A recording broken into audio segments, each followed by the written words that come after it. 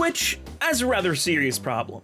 And before you go, oh, Jackie, are you going to voice the same concerns that every other content creator voices about Twitch, like the lackadaisical enforcement of its terms of service, and the lack of care about the content shown on the platform as long as it's making the money? Legit, how the fuck did it take them years to ban this shit? Are you fucking kidding me, Twitch? Holy fuck. No. But it is about money. Now, I really want to make it clear that my intention isn't to call anybody out with this video. It's just to bring to light the issues that I find with Twitch's monetization system and the way they use fan funding. Now, I want to start by saying fan funding isn't the enemy. Fan funding is an amazing way for creators to get support from their communities through phenomenal websites and services like Patreon, YouTube memberships, and even Twitch subscriptions.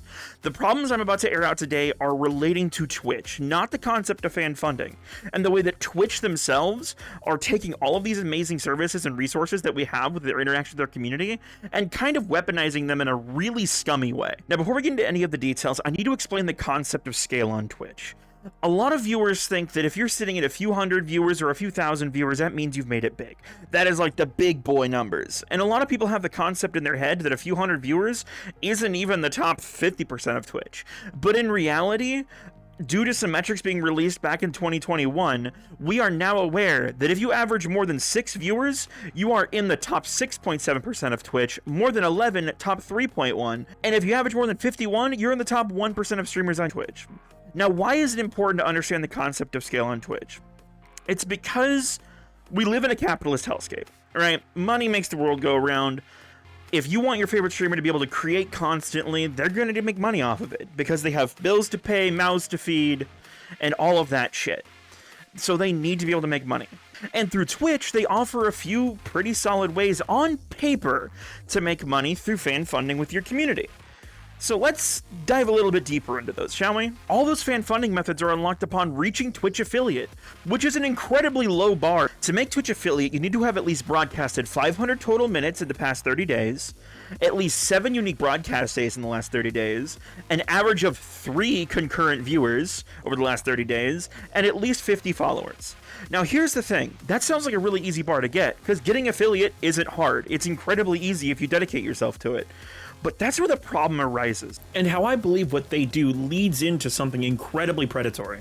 But to understand why I believe what Twitch is doing for monetization and enabling on the platform is predatory, we need to break down each individual part of Twitch monetization first. Let's start simple.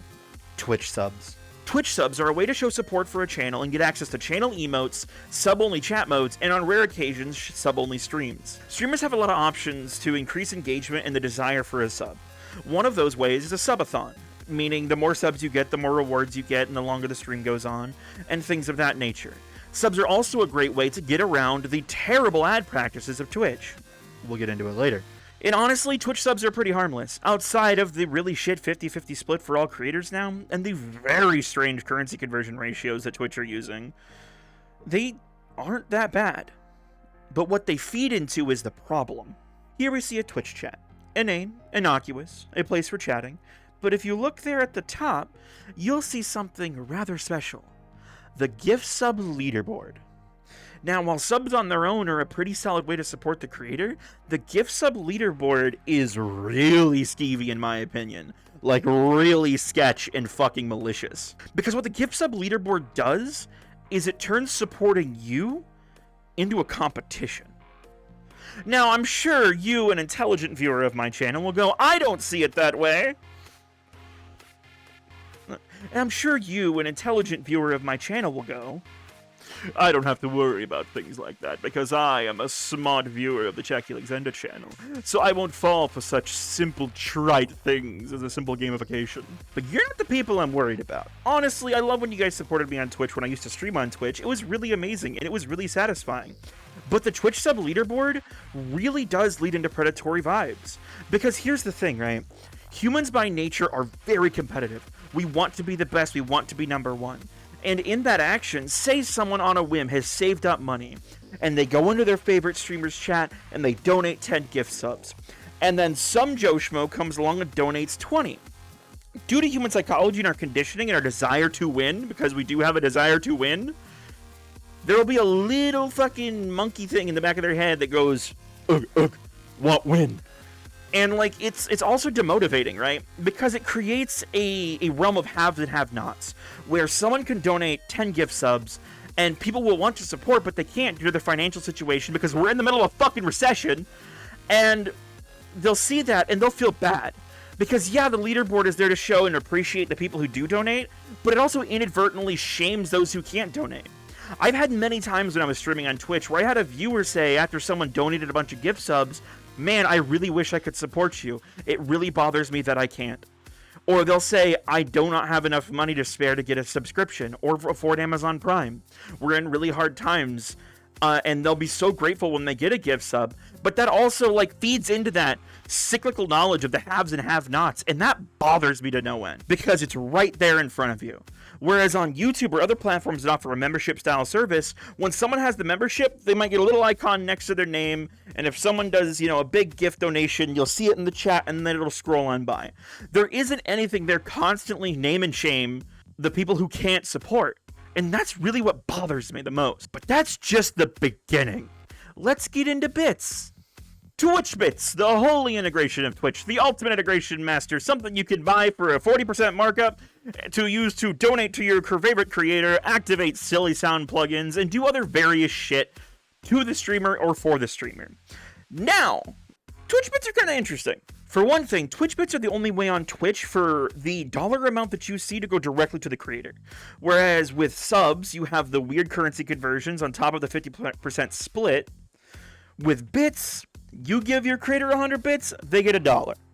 You give your creator 5,000 bits, they get $50. So on, so forth, ad nauseum. And through bits, a lot of things have integrations, like sound alerts and shit like that, which are really cool and add a lot of layers of interaction to the Twitch chat. But again, really, really make me feel weird, right? Because bits and these third-party extensions do allow for some really chaotic, fun things to do. But I feel that the way that Twitch does it completely separates the dollar amount in a person's mind to what they're spending. Because I've watched people donate like 5,000 bits, which is $50 fucking dollars, to some streamers to play a sound alert on their stream, which, yeah, it's a direct support method. It gives them the $50, but I don't like the fact that we as creators have to incentivize our community to support us through these means. It really bothers me that we are so pressured into this because of the lack of monetization methods that aren't skeevy, that aren't dubious on Twitch, that this is the solution that we have to push for as smaller streamers to try to make ends meet. Because yes, while it's an amazing thing to create these interactions for people, it always rubbed me the wrong way internally that I was charging $10 to play a loud noise to scare me. And at the time, I was so caught up in the game of like Twitch and how to earn money and how to create and, you know, and make a living off of it, that didn't feel wrong to me. It didn't feel wrong to charge somebody $10, 10 USD, to play a loud, scary noise. Looking at it now, that is super fucked. And that's not our fault as creators. That's not our fault as viewers. It's the fault of the fucking platform for enabling shit like that. People complain a lot about YouTube not having all these integration things and stuff like that. I think that's honestly a boon. Because these integrations create very weird situations that turn predatory. Not because any of us think so, but because we're so used to it. We've grown into this like situation where all of these paid Twitch redeems have just become a matter-of-fact average thing about the situation. So we don't think twice. We're just like, oh, $10 to play a loud noise to make my favorite streamer like shit their pants? Cool, I'll pay for it. Here's $10. But that's really fucked. That is $10 for a sound effect. Whereas if you want to support your streamer and you want to interact with your streamer, there are other better ways to do that. There's other ways to create these scenarios and situations where we can have interaction with streamers. YouTube's method being my favorite, with super chats. You can just pay a couple bucks, have your chat bumped at the top, you're talking to your streamer. You don't have to pay this exorbitant amount of money to create this interaction, to create this dynamic moment, to force this moment. And while they're entertaining, yes, they're entertaining, they're very funny, I won't deny that. It just doesn't feel right thinking about the situation we're in with a recession. Now, the big thing that all of these feed into, and when someone pointed this out to me, it's when I started looking as a whole into what Twitch was doing and how they were monetizing their platform and what they were doing with monetization. And that's hype trains. Now, you can disable hype trains. They're enabled by default, and they do not tell you can turn them off. I only found out about that today when I was doing research for this video. But hype trains look like this. You get a big notification in chat when anywhere between this amount and this amount of viewers decides to support. And hype trains are a limited time event where the goal is to raise the percentage counter by showing your support for your favorite streamer, donating with bits, giving gift subs, and all of that shit. Now here's the thing. You have now just turned what is usually something that is very well earned through like being entertaining and doing all this shit into a game where now everybody is incentivized to give money they potentially don't have or potentially cannot give. And yes, while it's not our responsibility as creators, it's our responsibility to think about that shit as creators. Because getting in situations like that, there is the potential where someone will get so hyped up and excited by the wave of emotions because we are a very tribalistic species that they'll spend money they can't or shouldn't to try to take part in it. I know because someone fucking told me once, and it broke my goddamn heart. Hype trains are a sin and a fucking plague on this planet, and there's a reason I don't see a lot of bigger streamers using them. Because they're kind of cringe, and they're very predatory. Because what they do is they have different levels. At each level, you can earn an exclusive emote. So the goal is for your viewers is to pump a bunch of money into the hype train, which goes more into Twitch's pocket than yours. And then fucking, what do they get out of it? An emote. But what else do they get? They get the situation where funny number go up. Because if you look here, this shows that the hype train number and percentage will go above and beyond when you reach max level. You can keep pushing it.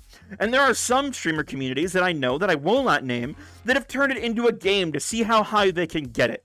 Which, game recognized game, shit's hard to make money. But it still doesn't feel good. It feels far too standardized and normalized that this is a method of earning income as a content creator. It's just fucked. Because I want you to think about this, what I said earlier. If you average more than 6 viewers, you are roughly in the top 10% of streamers. Now, what does that do to you psychologically? It gives you that little dopamine hit. You're like, I'm in the top 10%. I can fucking do this. I'm gonna fucking kill it. I can make it. I'm in the 10%. I could be a big boy. But in reality, you can't. Because Twitch has far too many inherent issues that a lot of these other content creators talk about for you to grow. And it puts you in this very odd cycle of a very weird ceiling. Now, I want to say, if you're a Twitch affiliate and you're streaming every day on Twitch and you're grinding, I'm proud of you. I am so happy that you have found something that you enjoy in a community that you enjoy and are building something for yourself. But having been in that top 1%, because at one point I was averaging 50 to 60 people, it doesn't feel great when you get out of the mindset of being on the Twitch grind and thinking about how Twitch is trying to get your community to support you and it. And that leads me to the biggest question. Why the fuck doesn't Twitch pay us? Now, some people are going to say, oh, Twitch does pay you now. They have this funny little thing with advertisements where if you run X amount of ads within a certain amount of time, you get a spicy payout. But what the fuck? The ad payout and ad rates on Twitch are through the floor. Their own predefined systems have put a lot of streamers in a position of, do I satiate my current community, which is literally the only thing holding me up right now, because I know a lot of people had that burst of success and left their jobs or in situations where they can't. So do I leave a bunch of ads for my current viewers but leave pre-rolls off so that the new viewers will come in? Or do I have do I have pre-rolls nonstop but barely any ads during the stream to keep my current people happy? It's a lose-lose. Because it puts you in a place where there's no discoverability on Twitch, so you're not going to grow naturally that way. And whatever discoverability that might be there, say a bunch of people stop streaming the game you're streaming and you're higher up on the list, they click on you. If there's no pre-roll, cool, there's a chance for you to get new viewers. But that new viewer is also going to get slapped in the face in the middle of the stream by a 3-minute ad. Or you leave pre-rolls on, and now they're slapped in the face by like a 2-minute pre-roll before they even get to your stream, and they're not going to come into your stream, they're going to fucking leave. The thing that I realized about Twitch and why I'm moving to YouTube and streaming less and focusing on content creation of this nature is Twitch doesn't want you to succeed. They want those hyperinflated numbers and they want those small dedicated communities because it puts them in a very bad cycle A lot of people have the complaint of it's so hard to get YouTube partner versus Twitch affiliate, but that's for a good reason. Because you know what Twitch affiliate does to you psychologically, because it's what it did to me? I'm a Twitch affiliate. I can make money doing this now. I got the shiny sub button. I got all of this, so why not keep going? When in reality, you are nowhere near large enough, nowhere near ready enough to be able to support yourself doing this.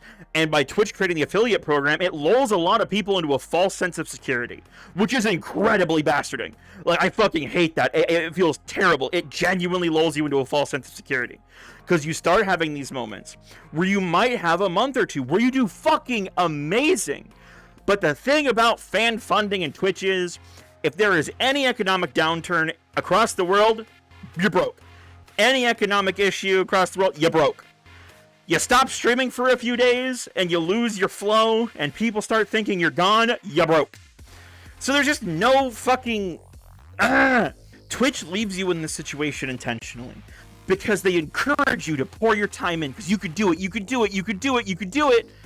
And that makes your fucking community that's ride or die with you, they're like, I want to support them. I fucking love my streamer. They're my entertainment. They're what makes me happy. They've done a lot for me. They got me through bad times. And so your small community will be incentivized by Twitch, because they're not fucking promoting you and not growing you, to put out a little bit more money. Because maybe, just maybe, if they could keep you going, they could keep you above, your head above water, they can see their streamer grow. And you as a streamer, you have these moments of, maybe I'll quit because this isn't going anywhere. Growth is nearly impossible. It's a nightmare to do anything, especially with TikTok cracking down on external links and pushing people away from TikTok. So you end up in this situation where, oh my god, I earned $200 on Twitch.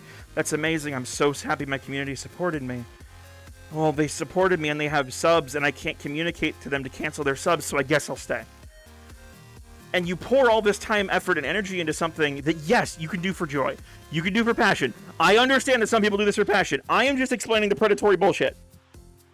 But you end up in this cycle to where you could be doing better. You could be engaging more. Twitch doesn't push you. Your community pushes you. Not enough to push you over the line to be sustainable, but just enough to keep you going. And that is so fucking sad, because your viewers lose money.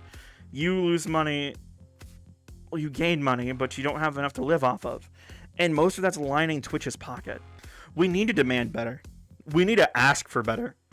Because the way that Twitch is, while it is how Twitch is incredibly predatory. And so many of us have just come to accept it because that's the game. And that's just unacceptable. It's unfucking acceptable.